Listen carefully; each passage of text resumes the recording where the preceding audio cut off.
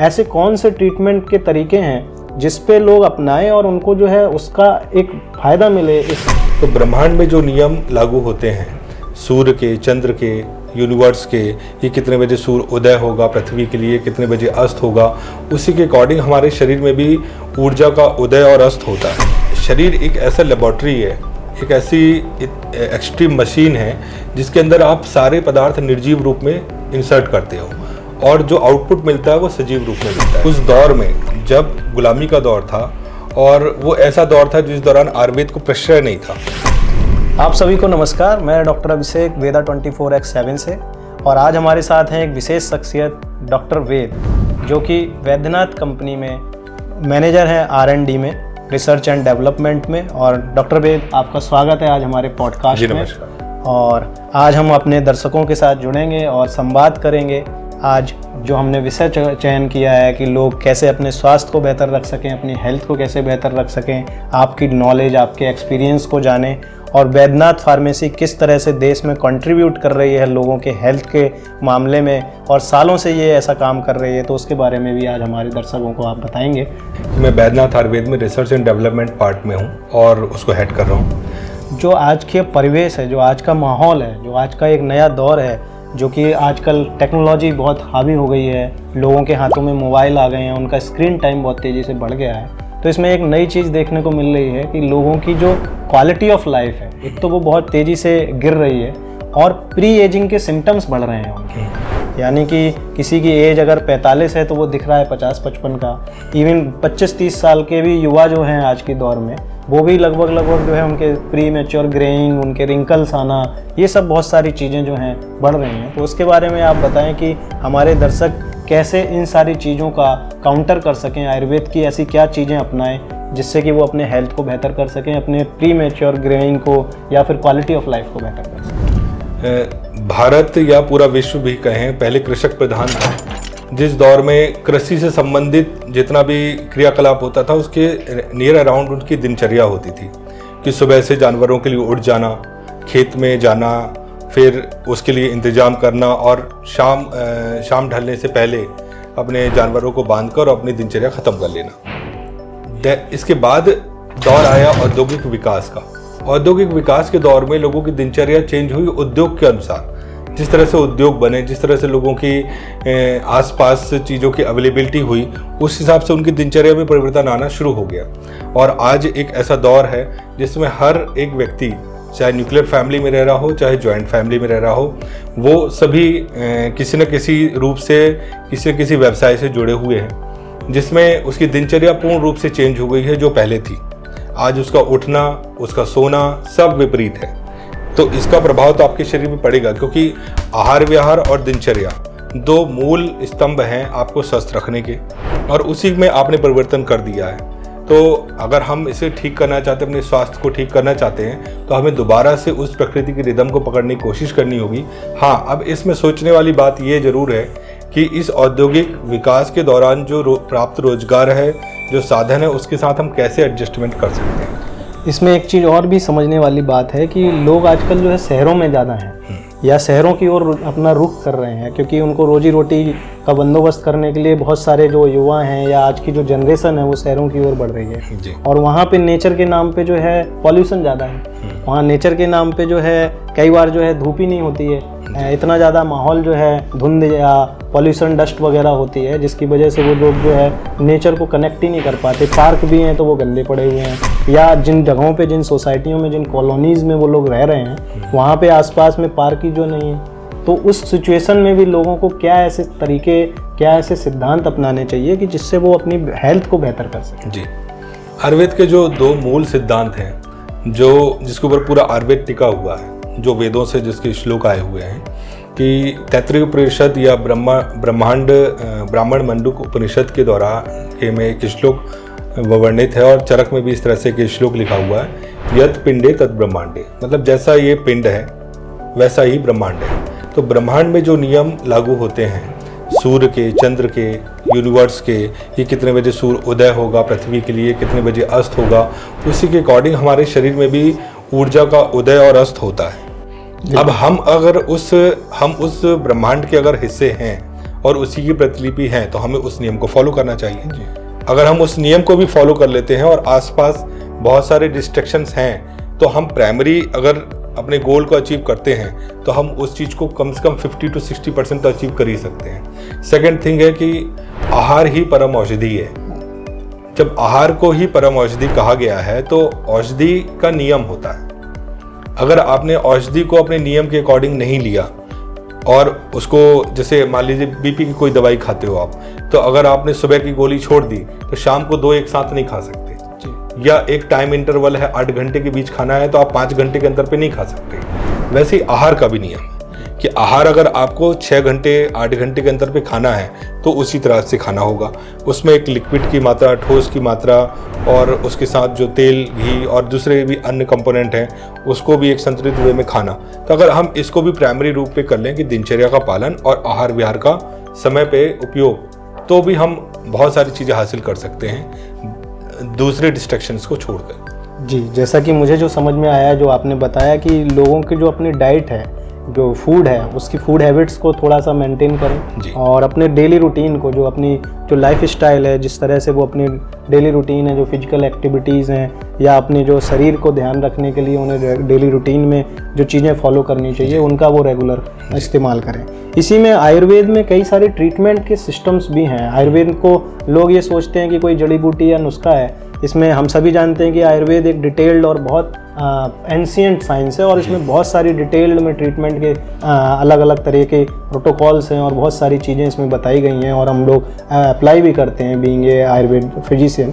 तो उसमें ऐसे कौन से ट्रीटमेंट के तरीके हैं जिस पे लोग अपनाएं और उनको जो है उसका एक फ़ायदा मिले? इस पूरे के पूरे जो हमने बताया कि जो मोबाइल की यूजेस बढ़ गए हैं या उसकी वजह से हमारी बॉडी जो है एजिंग की ओर, या फिर जो है क्वालिटी ऑफ लाइफ जो है डाउन हो रही है, डिग्रेड हो रही है, तो उसको क्या आयुर्वेद के ऐसे कंपोनेंट हैं या एलिमेंट्स हैं या मेडिसिन्स हैं या फिर थेरेपीज़ हैं, वो क्या ऐसी चीज़ें हैं जो अडॉप्ट करके लोग जो है उसका अपने बॉडी के लिए बेहतर कर सकते हैं, अपनी लाइफ की क्वालिटी को बेहतर कर सकते हैं? जी, बहुत ही उत्तम प्रश्न है। असल में समस्या ये है कि हम रोग होने का इंतज़ार करने के बाद उसके इलाज के लिए खोज करना स्टार्ट करते हैं। हम कोशिश ये करें, आयुर्वेद का भी पहला प्रयोजन यही है कि स्वस्थ व्यक्ति के स्वास्थ्य की रक्षा। तो अगर हम स्वस्थ व्यक्ति के स्वास्थ्य की रक्षा कर लें, पहला उद्देश्य हम, जैसा मैंने पिछले क्वेश्चन में बताया कि दिनचर्या और खान पान का सही तरीके से इस्तेमाल करना, सही समय पे इस्तेमाल करना, तो उससे हम रोग की रोकथाम कर सकते हैं। अब मान लीजिए आपको रोग हो ही गया है, अब रोग हो गया है तो आपकी अप्रोच क्या होना चाहिए, आप किस तरह से उसको ठीक करने के लिए आगे बढ़ें। तो अगर रोग आपका प्राकृतिक रूप से उत्पन्न हुआ है, जिसमें किसी प्रकार का आघात या चोट या किसी प्रकार की बाहरी कोई चीज़ें इन्वॉल्वमेंट नहीं है, तो अगर आप प्राकृतिक रूप से कोई रोग उत्पन्न हुआ है तो उसका समाधान प्राकृतिक होने चाहिए। प्राकृतिक समाधान के लिए शरीर खुद से ही जानता है कि हमें शरीर की सफाई किस तरह से करनी है। अगर आपको अपच हुआ है तो वो उल्टी के लिए आदेश देगा, तो आपको अपने आप उल्टी आएगी। आपके अगर हाथों के अंदर ही जाके कचरा ज़्यादा इकट्ठा हो गया, सड़ गया है, तो आपको दस्त लगेगा। हाँ, लेकिन इसमें भी एक चीज़ ये हो रही है कि लोग इसे रोक रहे हैं। हाँ, कि शरीर में, जैसे कि हम लोग रोज सुबह उठते हैं तो मॉर्निंग में वॉशरूम जाते ही जाते हैं, फ्रेश होने के लिए जाते ही जाते हैं। अब जब इस तरह की दिक्कत आती है तो लोग दवाई खाना शुरू कर देते हैं, उल्टा उसको रोकने लगते हैं। ये नया एक कल्चर ट्रेंड में आ गया, तो इस पे भी थोड़ा सा और डिटेल में बताएं। असल में ये जो वेग रोकने वाली बात है, इसको आयुर्वेद में वेग के रूप में बताया गया है। जो हमारे नेचुरल अर्जेस होते हैं, जिसमें एक्सक्रीशन है, परस्पायरेशन है, मिक्चुरेशन है, यानी कि ये नेचुरल अर्जेस है हमारे। अगर हम इसको भी रोकने लगे, रोकते कैसे हैं हम जानबूझ के नहीं रोकते, लेकिन हमारी कुछ हैबिट्स जैसे चेंज हो गई, या हम रोज सुबह लेट सो के उठ रहे हैं। तो जब लेट सो के उठेंगे तो स्वाभाविक है कि आपको जो चीज़ 6 बजे कर देनी थी उसको आप 10 बजे कर रहे हो। फिर आपको पसीना आना चाहिए, आपके शरीर से भी टॉक्सिन्स पसीने के द्वारा भी निकलने चाहिए। आप ठंड के दौरान भी अपने घर में या कहीं पे भी एसी को मेंटेन कर रहे हो या एनवायरनमेंट को मेंटेन कर रहे हो। गर्मी बहुत ज़्यादा नहीं भी पड़ रही तो भी अपन एसी मेंटेन कर रहे हैं। फिर पेशाब है, ऐसे कामों में फंसे हो आप या ऐसी चीज़ों में हो कि आप पेशाब जाने के लिए उस चीज़ को रोक रहे हो, अर्ज को स्टॉप कर रहे हैं। तो ये जब मल आपके शरीर के अंदर संचित हो जाएगा और जब निकलेगा नहीं बाहर तो कुछ ना कुछ तो करेगा।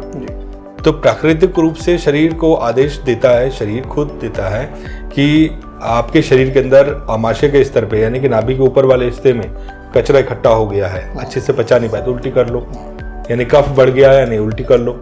आपके नाभि के नीचे वाले हिस्से में जहाँ अग्नि का स्थान है, पित्त का स्थान है, वहाँ पर कचरा इकट्ठा हो गया है, ज़्यादा मात्रा में कचरा बन गया है, तो उसे विरेचन के माध्यम से यानी कि लैक्सेशन के माध्यम से निकाल दो।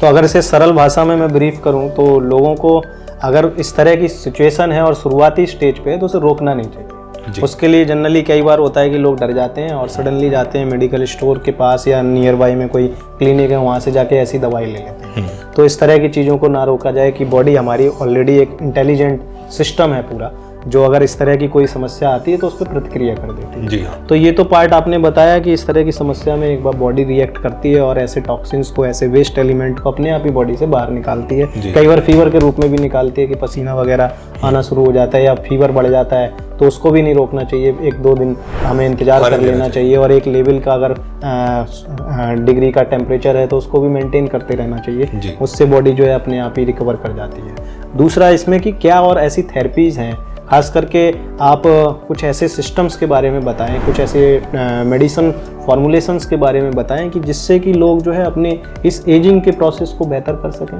क्वालिटी ऑफ लाइफ को प्रोसेस को बेहतर कर सकें और इसके बारे में और डिटेल में जान भी सकें। जी, आयुर्वेद में किसी व्यक्ति को लंबा जीवन जीना है, किसी को लंबा जीवन जीते हुए सुखी रहना है, इसके बारे में बहुत अच्छे सूत्र दिए गए हैं।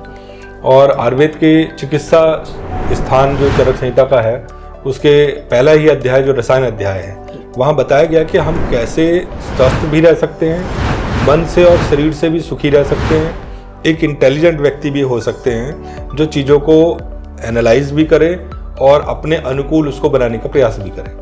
तो इन चीज़ों के बारे में बताया गया है रसायन के रूप में। तो रसायन वो औषधियाँ होती हैं जो शरीर के रस का अयन, मीन्स की जो रस धातु यानी कि आहार पचने के बाद पहली जो धातु बनती है उसको रस कहते हैं। अयन मीन्स उसका पाथ यानी कि उसके रास्ते को तय करती है, उसके रास्ते को उस मंजिल तक पहुंचाना जहां शरीर के भीतर एक ऐसी धातु का निर्माण होना जो शरीर को जीवन देती है, वाइटलिटी देती है, तो उस धातु को बनाने की क्षमता उसमें हासिल करवा सके। तो ऐसी कुछ प्रक्रियाएं होती हैं, चाहे हैबिट्स हों चाहे मेडिसिन हों।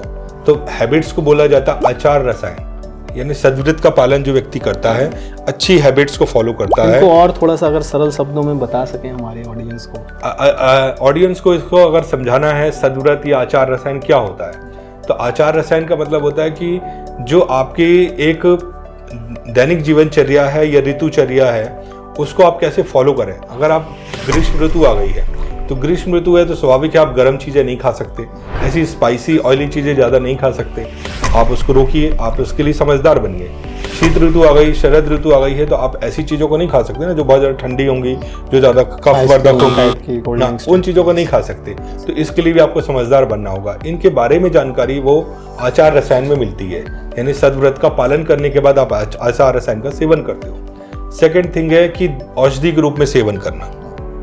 औषधि के रूप में सेवन करने के लिए रसायन अध्याय के अंदर बहुत सारी औषधियों का वर्णन किया है, जिसमें अश्वगंधा है, आंवला है, गिलोय है, शतावरी है और भी बहुत सारी औषधियाँ हैं। लेकिन इनका सेवन भी अगर आपको करना है तो भी पहला स्टेप आपका आचार रसायन होगा, क्योंकि आपने अगर शरीर की शुद्धि नहीं की तो ये जो औषधियाँ आपने ली जो जीवन देने के लिए, जीवन को सुखी बनाने के लिए उपयोग में होने वाली हैं, वो आपके शरीर में कारगर ही नहीं होंगी। तो आपको आचार रसायन तो पहली शर्त है कि फॉलो करना होगा, दिनचर्या ऋतुचर्या का पालन करना होगा और समझदार बनना होगा कि हमारे लिए क्या अच्छा है क्या खराब है, इसको पहचानना होगा। फिर इसके बाद इन औषधियों का इस्तेमाल करना है। जी, अच्छे और बुरे के बारे में आपने बताया, तो इसको भी थोड़ा सा और ब्रीफ करें कि कई बार होता है कि हमें कोई चीज़ बहुत पसंद है लेकिन हमारी बॉडी के लिए वो सूटेबल नहीं है। जैसे कि कई बार होता है बहुत नमकीन, गोलगप्पे, मोमोज का एक कल्चर आया है हमारे भारत में, खास करके उत्तर भारत में एक विशेष रूप से। तो इस तरह की चीज़ें जो हमारी बॉडी को पसंद तो बहुत है लेकिन हमारी बॉडी के लिए सूटेबल नहीं है। तो इसको कैसे लोग जो है अपनी क्रेविंग को, एक तरह से कह सकते हैं कि क्रेविंग को और अपनी रिक्वायरमेंट को कैसे फिल्टर करें, आइडेंटिफाई करें। इसका उत्तर मैं दो हिस्से में दूंगा कि एक तो जो पदार्थ हम खा रहे हैं वो उसकी एज, उसकी क्वालिटी और उसका स्ट्रक्चर क्या है, पहले आपको आइडेंटिफाई करना चाहिए। देन अगर इन चीज़ों को खा रहे हो आप तो उसका इम्पैक्ट क्या होगा। देखिए, शरीर एक ऐसा लेबॉर्ट्री है, एक ऐसी एक्सट्रीम मशीन है जिसके अंदर आप सारे पदार्थ निर्जीव रूप में इंसर्ट करते हो और जो आउटपुट मिलता है वो सजीव रूप में मिलता है। मीन्स इसको छोटे अच्छी सरल भाषा में समझाएं तो अगर आपने दाल चावल रोटी सब्जी खाई है जो निर्जीव है, इवन किसी का मीट भी खाया आपने तो निर्जीव है, और आपके शरीर के अंदर क्या बन रहा है, रक्त, मांस, मेद, अस्थि, मज्जा, ये सारी चीजें बन रही हैं। मतलब कि उसके आगे की चीजें जैसे हाँ, ब्लड बन रहा है, ब्लड बन रहा मसल्स है, बन रही जी, हैं बॉडी में, ये सारी चीजें जीवित हैं, एनर्जी आ रही है हाँ, उससे। ये सारी चीजें जीवित रूप में बन रही हैं आपके शरीर में। आप लेबोरेटरी में नहीं बना सकती है। अब जब इतनी एक्सट्रीम लेबोरेटरी है आपके शरीर के भीतर, तो आपके लिए इसके लिए जो प्रिकर्सर है यानी कच्चा माल है, जो रॉ मटेरियल है, वो बेस्ट क्वालिटी का होना चाहिए। इसके लिए एक एनवायरनमेंट लेबोरेटरी का वो बेस्ट होना चाहिए।